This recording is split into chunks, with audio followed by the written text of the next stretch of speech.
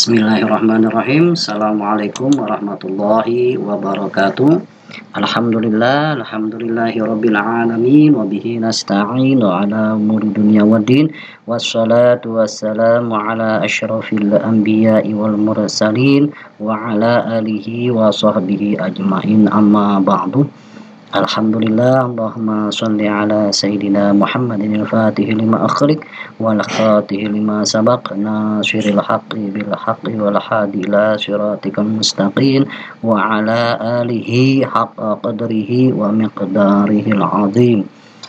Alhamdulillah, anak-anakku, sebelum kita memasuki pelajaran, mari kita membaca doa sebelum belajar. Mudah-mudahan kalian diberikan pemahaman oleh Allah Subhanahu wa ta'ala. Bismillahirrahmanirrahim. Rabbi zidni ilman warzuqni fahman birahmatika ya arhamar rahimin. Alhamdulillah, anak-anakku, bagaimana kabarnya semua? Sehat?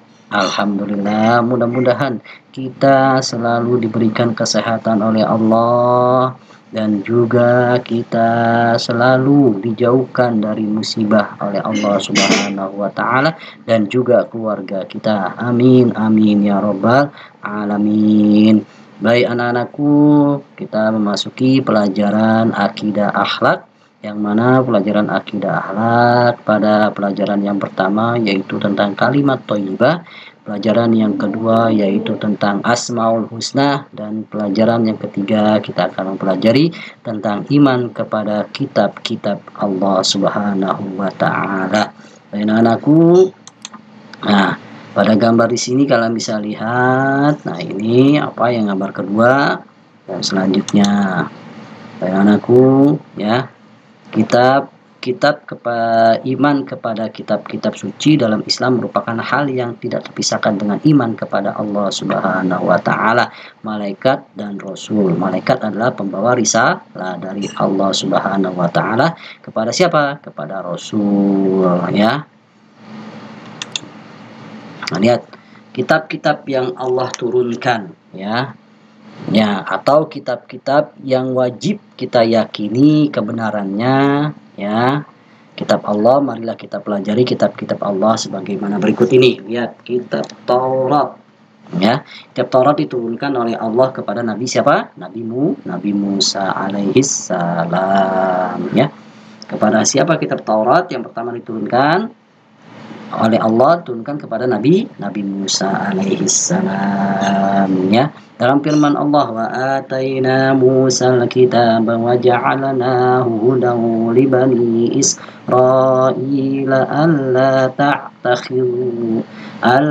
tattakhidhu min duni wakila. Nah, artinya kami berikan kepada Musa kitab Taurat dan kami jadikan kitab Taurat itu petunjuk bagi Bani Israel dengan firman, janganlah kamu mengambil penolong selain aku, kata Allah. Jadi kitab Taurat ini diturunkan oleh Allah kepada Nabi Musa alaihissalam. Selanjutnya yaitu kitab Zabur. Kitab Zabur yaitu kitab yang diturunkan oleh Allah pada siapa? Nabi Daud alaihissalam, ya. Kepada Nabi Daud alaihissalam. Zabur artinya apa sih? Zabur artinya tulisan, ya. Kitab Zabur berbahasa Qibti yang berisi tentang beberapa zikir, ya, pengajaran dan hikmah. Kitab Zabur merupakan petunjuk atau wahyu dari Allah yang berlaku bagi umat Bani Israel. Dan kitab kisah diceritakan ketika Nabi Daud masih muda. Daud adalah seorang tentara perang Raja Talut. Nabi Daud bersama-sama dengan Raja Talut berusaha memerdekakan bangsanya yaitu Bani Israel dari jajahan Raja Jalut. Tentara Talut sebenarnya tidak seberapa banyak, jauh lebih besar dan lebih banyak tentara Jalut sang penindas. Jalut sendiri adalah seorang panglima perang yang bertubuh besar seperti raksasa. Nah, di sini dikalahkan oleh Nabi siapa? Walaupun tubuhnya besar, ya kan? Tapi dikalahkan oleh Nabi Daud yang bertubuh kecil. Nah, ini ceritanya, kisahnya, ya.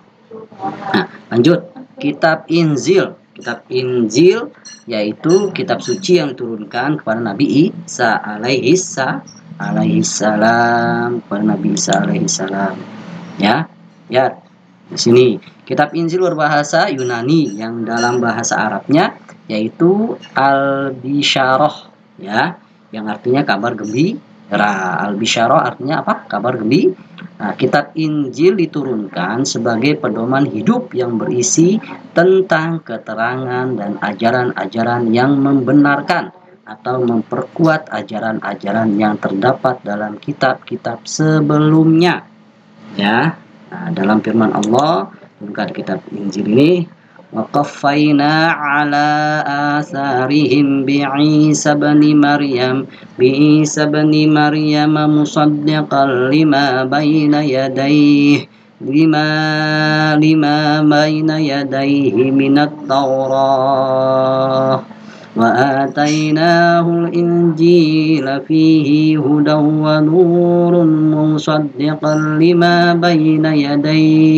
لِمَا بين يديه من التوراة وهدى وموعظة للمتقين. Nah, ini firman Allah. Kami iringkan jejak mereka Nabi Bani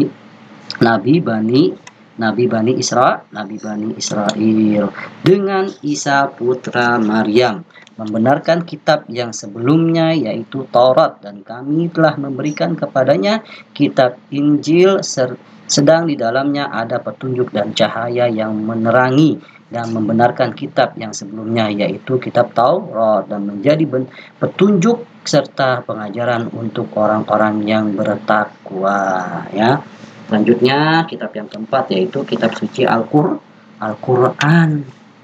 Ya, Nanda lihat, Al-Quran artinya bacaan atau yang dibaca. Al-Quran adalah kitab suci orang Islam. Agama Islam, umat Islam percaya bahwa Al-Quran merupakan puncak dan penutup wahyu Allah Subhanahu wa Ta'ala, diperuntukkan kepada manusia, ya, dan bagian dari rukun iman yang disampaikan kepada Nabi Muhammad SAW melalui perantara malaikat Jibril agar disampaikan kepada umatnya sebagai pedoman hidup bagi manusia.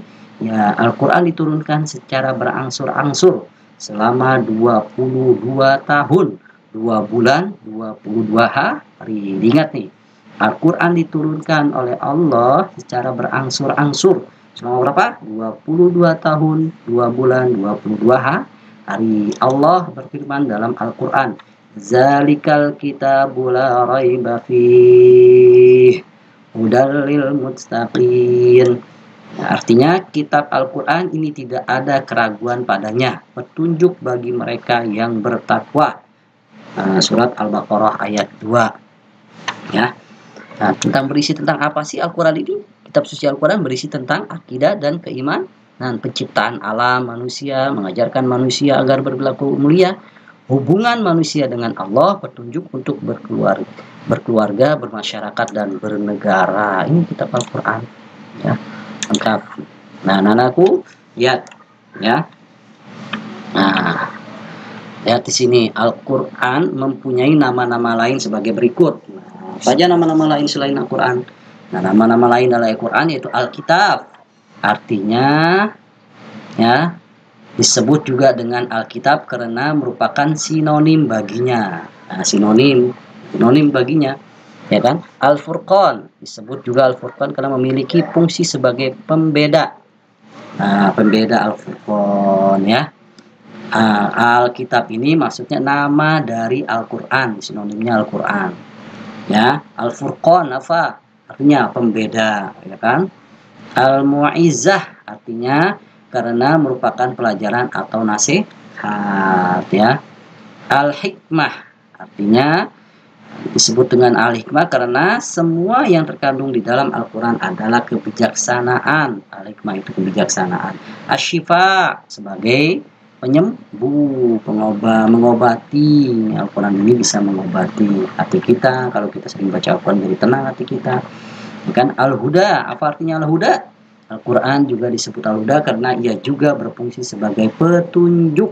Al-Huda ini petunjuk, ya. Inilah nama-nama lain dari Al-Quran: Al-Kitab, Al-Furqan, Al-Mu'izzah, Al-Mau'izah, maaf, Al-Mau'izah, Al-Hikmah, Asy-Syifa, dan Al-Huda.